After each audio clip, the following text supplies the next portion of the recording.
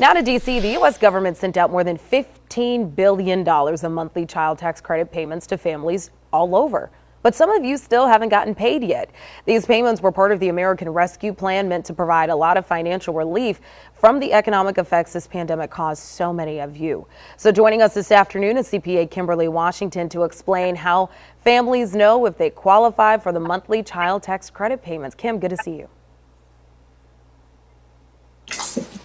So the first thing, of course, you want to make sure that you log into the Child Tax Credit portal on the IRS.gov website if you want to determine whether or not you qualify for the payments. Another thing you do want to keep in mind is make sure that you have your tax returns filed, basically your 2019 or your 2020 tax returns filed. And if you're not required to file a tax return, you do want to use the non-filer tool in order to receive your payments. So Kim, what is this non-filer tool and who should use it? So this will be someone who's typically not required to file a tax return. For instance, if you receive very little income throughout the year, or if you receive just Social Security income, you may not be required to file a tax return, so the IRS would not have your information on file. If that does apply to you, make sure you head over to the IRS.gov and you can actually enter your information. It will use that information to start sending you out your payments.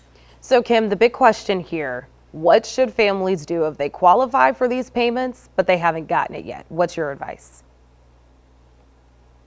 One of the biggest things that you can do, let's say, for instance, you log into the IRS.gov website and you see that maybe, of course, your payment was processed, but it never hit your bank account. You never received it as a check in the mail. There's a form that you can use. The form is 3911. It's like an emergency form where you submit to the IRS, and you can actually use this form for tax refunds as well. But this form, you will use put your information on this form, mail it to the IRS, and they'll do some research and digging just to find your information. So that's a tool that you can use right now. And lastly, Kim, what happens if you took all of those steps you mentioned, but you still don't get paid this year? What can a family do? So all isn't at loss. Remember, this is an advance of your child tax credit payment, 50% of advance rather of your child tax credit payment. When you file your tax return next year, you can actually claim the credit at that time. And in some cases, for many families, this may be a better option anyway, because remember, this credit will reduce the amount of taxes that you owe. And if you no longer qualify, there is a chance that you may have to pay this child tax credit payment back. So keep in mind, if all is at loss and you're not able to receive it this year, you will be able to receive it next year when you file your 2021 tax return in 2022. All right, CPA Kemberley Washington talking all things child tax credit payments. Kim, thank you so much.